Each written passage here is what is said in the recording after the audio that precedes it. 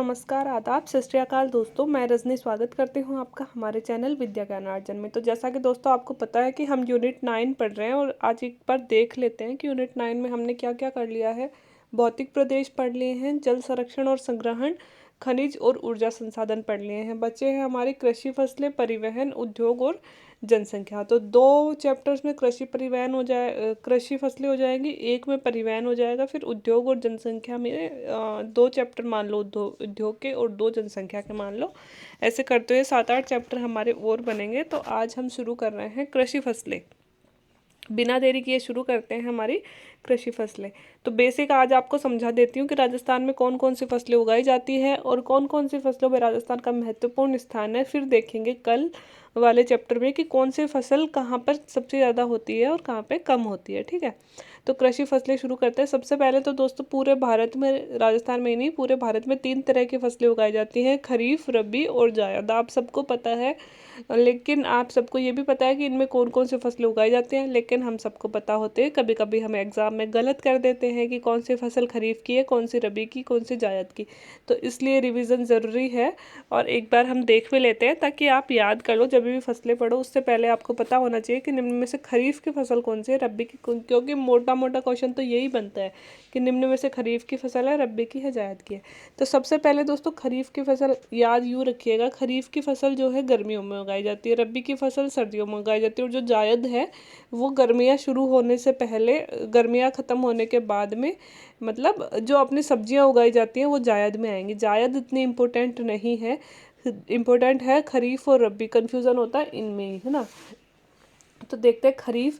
तो सर्दियाँ कब आती हैं? जून जुलाई के आसपास शुरू होती हैं और अक्टूबर नवंबर में सर्दियाँ आने से पहले हम खरीफ की फसल को काट लेते हैं। तो गर्मियों में कब उगाएंगे? जून जुलाई में, जब मानसून की पहली बारिश आने वाली होगी या आ जाएगी तो हम खरीफ की फसल उगाते हैं। और काटते कब हैं? अक्टूबर नवंबर में। अब सबको पता है जो भी राजस्थान के लोकल निवासी हैं कि नवंबर अक्टूबर में दिवाली से पहले पहले अपन अपनी फसलों को काट लेते हैं मोस्टली, है ना। तो ये तो है टाइम। इनको कहते हैं खरीफ। खरीफ मतलब गर्मी, रबी मतलब सर्दी, ऐसे याद रखेगा। अब गर्मियों में क्या क्या उगाते हैं हम सबको पता है। एक तो बाजरा तो सबको पता ही होगा, गर्मियों में उगता है ना। इसके अलावा ज्वार, मक्का, कपास। देखिए दोस्तों, जो ज्वार होता है, ज्वार भी बाजरे के अंदर ही उगाया जाता है। मतलब ज्वार और बाजरा एक तो रह रहे हैं, दोनों में साथ ही उगाया जाता है। ज्वार और बाजरे की जोड़ी साथ आएगी। मक्का, मक्का अपन कब खाते हैं? मक्का अपन सर्दियों के आसपास ही खाते हैं। मतलब मक्का अपन कब खाते हैं? बारिश के मौसम में खाते हैं। तो कब उगाएंगे? अगर मान लो अपन जून जुलाई, मई जून जुलाई में उगा देंगे तो हमें सितंबर अक्टूबर में मक्का मिलने लग जाएगा, है ना। तो ये मक्का हो गई कि अपन को थोड़ा सा ऐसे याद रखना है। मक्का अपन कब खाते हैं? मोस्टली बारिश के सीजन में खाते हैं। बारिश के सीजन में खाते हैं तो उगाया कब? वो तो कच्चा मक्का ही होता है ना, पकने में तो और टाइम लगेगा, मतलब अक्टूबर नवंबर तक पकेगा, है ना। तो कच्चा कब आएगा? सितंबर में आ जाएगा लगभग, है ना। बारिश के सीजन में अगस्त सितंबर में से आ जाते हैं। ठीक है, तो इस तरह से अपन मक्का याद रख सकते हैं। इसके अलावा कपास, कपास भी गर्मियों में ही उगाई जाती है। इसके अलावा दोस्तों अरहर, उड़द, मूंग और मोठ, है ना। सारी तरह की दालें गर्मियों में उगाई जाती है। मूंग मोठ आपको पता ही है, अपन बाजरे के अंदर उगाते हैं मूंग मोठ, है ना। इसके अलावा अरहर, उड़द, मूंग और मोठ ये सभी गर्मियों में उगाए जाते हैं। इसके अलावा मूंगफली हो गई, मूंगफली भी गर्मियों में उगाई जाती है। इसको भी आप इस तरह से याद कर सकते हो कि मूंगफली खाते कब हैं अपन? मूंगफली अपन सर्दियों में खाते हैं। तो इसका मतलब सर्दियों में खाएंगे तो उगाई कब जाएंगी? गर्मियों में उगाई जाएंगी। जून जुलाई में उगा देंगे तभी तो अक्टूबर नवंबर में कट के अपने पास आ जाएंगी, है ना।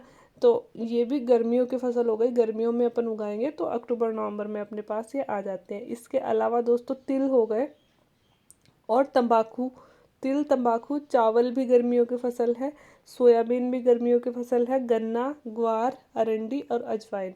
अब गन्ने का भी हम इस तरह से याद रखते हैं। देखो, गन्ना और चुकंदर दोनों से चीनी बनाई जाती है ना। गन्ना गर्मियों में उगता है, चुकंदर सर्दियों में उगता है। गन्ने को हम इस तरह से याद कर सकते हैं कि गन्ना अपन दिवाली के टाइम पे यूज़ करते हैं। तो दिवाली के टाइम पे जब लक्ष्मी पूजन होता है तो इंडिया में सब जगह गन्ना भी यूज़ किया जाता है उसमें।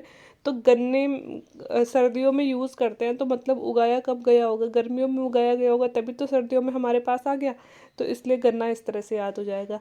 सोयाबीन, सोयाबीन मतलब बहुत बोरिंग सी फसल होती है, मतलब याद करने के लिए बता रही हूँ। बहुत बोरिंग सी फसल होती है, खाने में भी बोरिंग सी लगती है।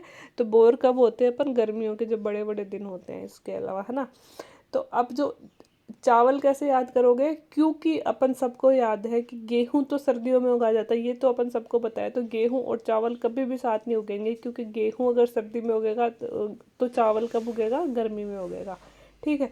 और अरंडी और अजवाइन, तो अरंडी और अजवाइन दोनों सर्दियों की फसल है। ठीक है। तो कौन कौन सी हो गई, बाजरा, ज्वार, मक्का, कपास। इसके अलावा सारी दालें, सिर्फ मटर और मसूर को छोड़ देंगे तो सारी दालें कब उगाई जाती है, गर्मियों में। अरहर, उड़द, मूंग, मोठ सारी। मूंगफली सर्दियों में खाएंगे, गर्मियों में आ जाएगी। तिल के लड्डू भी सर्दियों में बनते हैं तो गर्मियों में उग जाएंगे। तंबाकू, चावल, सोयाबीन। देखो दोस्तों, दो तरह के नशे होते हैं, एक तो तंबाकू का होता है और एक होता है अफीम का। ठीक है। तो तंबाकू का नशा मतलब तंबाकू कम नशीली होती है, तो ऐसे थोड़ा सा अपन ट्रिक से बना सकते हैं। तंबाकू में कम नशा होता है तो गर्मियों में, सर्दियों में ज़्यादा नशा चाहिए, है ना। तो सर्दियों में क्या आएगी फिर, इससे बढ़कर आ जाएगी अफीम आ जाएगी। थोड़े से कोड वर्ड दिमाग में बना के रख लोगे तो अपने आप याद हो जाएगी, कोई बहुत बड़ी बात नहीं है। और वैसे भी बेसिक जीवन में मोस्टली तो अपन को याद होती ही है। कुछ कुछ फसलें जैसे सोयाबीन नहीं समझ आएगी, जैसे तंबाकू नहीं समझ आएगी, जैसे कि ये गन्ना था, हाँ गन्ना और चुकंदर नहीं समझ आएगा, है ना। गन्ना तो फिर भी अपन देखते हैं, चुकंदर नहीं समझ आएगा। तो गन्ना और चुकंदर दोनों उल्टी अलग अलग में उगेंगे, है ना। और अरंडी और अजवाइन, सिर्फ अजवाइन एकमात्र मसाला है जो खरीफ में उगता है, बाकी सारे मसाले दोस्तों सर्दियों में उगेंगे। जिस तरह से सारी दालें गर्मियों में आ रही है ना, उस तरह से सारे मसाले सर्दियों में आएंगे, अजवाइन को छोड़ के। और दालों में सर्दियों में कौन सी आएगी, मटर और मसूर, दो ही दालें सर्दियों में आएंगी, बाकी सारी दालें गर्मियों में आएंगी। ठीक है। तो ये तो हो गई खरीफ की। अब रबी की देखते हैं, रबी की कब उगाएंगे, जब हम खरीफ की काट लेंगे अक्टूबर नवंबर में, उस टाइम पे जब जाती हुई बारिश से बारिश आएगी ना, उस टाइम पे हम उगा लेंगे रबी की फसल, है ना। और रबी की फसल की कटाई कब करेंगे, फिर अपन होली से पहले करते हैं ना, होली आने वाली होती है तब अपने यहाँ पे लावणी चल रही होती है, तो फरवरी से मई तक, मतलब कोई फरवरी में पकने लग जाती है, मार्च अप्रैल में फसलें मोस्टली पक जाती है और मार्च अप्रैल में अपन लोग कटाई कर लेते हैं। तो ये रबी की हो जाएंगी, क्योंकि सर्दियों में उगाई गई हैं और गर्मियाँ आने से पहले काट ली गई है। तो अब सर्दियों में कौन सी है दोस्तों, सर्दियों में सबसे पहले तो गेहूँ, सबको पता है गेहूँ, और गेहूँ जैसा ही सेम होता है जो, ये भी अपन को पता है ना। चना भी अपन को पता है कि बाजरा अगर गर्मियों में उग रहा है तो चना सर्दियों में उगेगा, दोनों मोटे अनाज है, लेकिन बाजरा को कम पानी चाहिए होता है, चने को थोड़ा सा उससे ज़्यादा चाहिए होता है। ठीक है। सरसों भी सर्दियों में उगती है। ये तो अपने देखने देखने में, इनमें कोई बड़ी भारी बात नहीं है। जो भी राजस्थान के लोकल निवासी हैं उनको ये तो याद ही होंगे कि गेहूँ भी सर्दियों में उगता है, जो चना और सरसों। ठीक है।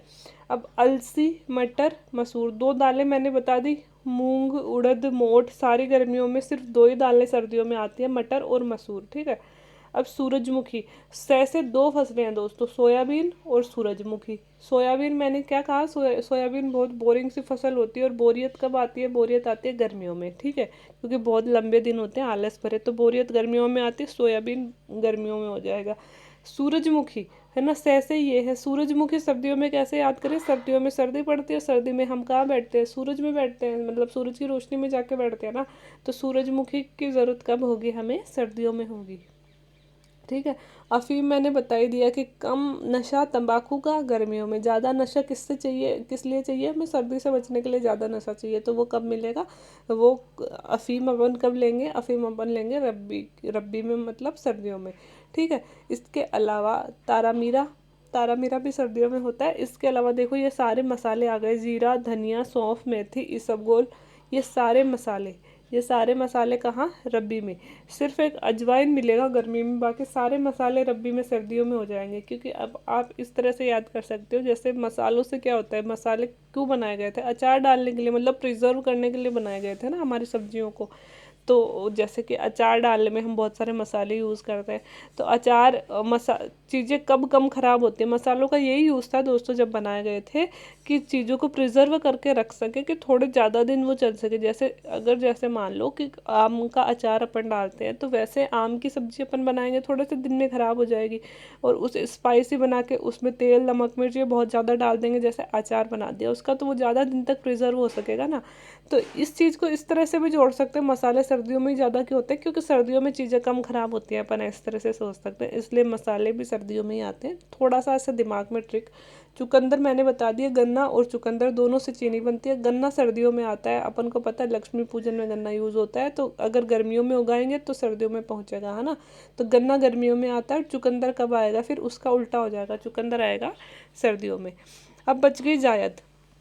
जायद की बुआई होती है दोस्तों ग्रीष्मकाल के प्रारंभ में, जैसे ये कट जाती है ना, मार्च अप्रैल से मई तक कट जाती है ये, उसके बाद भी शुरू हो जाती है इसकी बुआई, है ना।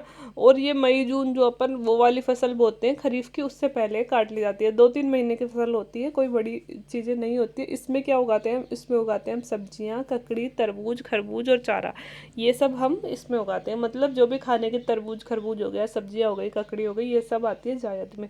तो ये तीनों चीज़ें आप मोस्टली याद हो ही गई होंगे, नहीं याद हो तो एक बार वीडियो को रिवाइज करके देख लो, 2-3 बार सुन लोगे, याद हो जाएगी। अब दोस्तों कौन सी फसलें राजस्थान में बहुत ज़्यादा हो रही हैं, राजस्थान में दोस्तों सरसों, है ना, इसके अलावा मोठ, धनिया, जीरा, बाजरा, मेथी, इसबगोल। सरसों देखो टोटल भारत की 35 से 40% सरसों, ये क्वेश्चन आ भी चुका है, शायद आरएएस में आया था कि कौन सी फसल में राजस्थान का प्रथम स्थान है। इन सभी में प्रथम स्थान है राजस्थान का, सरसों में भी। मोठ पूरे भारत का 80% राजस्थान उगाता है, धनिया 54% उगाता है, जीरा 56%, बाजरा 35%, मेथी 80%, इसबगोल 40%। ऐसे आपको परसेंट नहीं याद रखना है, आपको सिर्फ ये याद रखना है कि इन फसलों में राजस्थान का प्रथम स्थान है पूरे भारत में, सरसों, मोठ, धनिया, जीरा, बाजरा, मेथी, इसबगोल, है ना। इसके अलावा गेहूं उत्पादन में दोस्तों राजस्थान का 5वां स्थान है। बहुत ज़्यादा नहीं होता अपने यहाँ पे, लेकिन बहुत ख़राब भी नहीं होता, ठीक ठाक उगा लेते हैं अपन, तो 5वां स्थान है। मोटे अनाजों में हम लोग, मोटे अनाज मतलब बाजरा हो गया, चना हो गया, इन सब में, और तिलहन में राजस्थान द्वितीय स्थान पर है पूरे भारत में। मोटे अनाज और तिलहन अपन दूसरे नंबर पे सबसे ज़्यादा उगाते हैं। राजस्थान में सर्वाधिक कृषि भूमि पर, मतलब सबसे, भूमि की बात कर रहे हैं, उत्पादन की नहीं, भूमि, सबसे ज़्यादा भूमि पर हम उगाते हैं बाजरा, फिर गेहूं, फिर चना। क्या उगाते हैं सबसे ज़्यादा, हम उगाते हैं बाजरा, फिर गेहूं, फिर चना। भूमि के हिसाब से देखें, मतलब अपनी 60% भूमि पे बाजरा उगाया जाता है, 40% पे गेहूं उगाया जाता है, 30% पे चना उगाया जाता है, ऐसे। लेकिन राज्य में गेहूं का उत्पादन सबसे अधिक होता है। भूमि की बात तो यहाँ हो गई, है ना, कि भूमि तो सबसे ज़्यादा बाजरा उगाने के लिए यूज करते हैं, फिर गेहूं के लिए, फिर चने के लिए। लेकिन ये कह रहा है सबसे ज़्यादा उत्पादन हम कौन सी फसल का करते हैं, मतलब सबसे, राजस्थान के ज़्यादातर किसान कौन सी फसल सबसे ज़्यादा उगाते हैं, वो है गेहूँ, मतलब वो है गेहूँ, फिर बाजरा, फिर चना। अगर उत्पादन में हम देखें तो गेहूँ, फिर बाजरा और चना। अगर भूमि में देखें तो पहले बाजरा, फिर गेहूँ और फिर चना। ये तो थी हमारी मोटी मोटी बातें। इसके बाद में हम कल अपने चैप्टर में देखेंगे कि कहाँ सबसे ज़्यादा गेहूँ होता है, कहाँ बाजरा होता है, कहाँ चना होता है, एक सारणी बना के देख लेंगे। और 2-3 फसलों की जो नस्लें होती है, जैसे गेहूं की कौन कौन सी नस्ल है, जैसे, है ना, ये 2-3 की कई बार नस्ल भी पूछ ली जाती है, तो वो देख लेंगे। तो छोटा सा टॉपिक है कृषि, क्योंकि हर बार डेटा बदलते रहते हैं, तो डेटा आप एग्ज़ाम देने से पहले एक बार चेक कर लीजिएगा गूगल पे कि हाँ सही है ना। बाकी मोस्टली वहीं ज़्यादा होते हैं जहाँ मैं आपको बता दूँगी मोस्टली, तो ठीक है। तो आज के लिए इतना ही। अगर वीडियो अच्छा लगा हो तो प्लीज़ लाइक कर दें, चैनल को सब्सक्राइब और वीडियो को शेयर करते रहें। Thank you very much.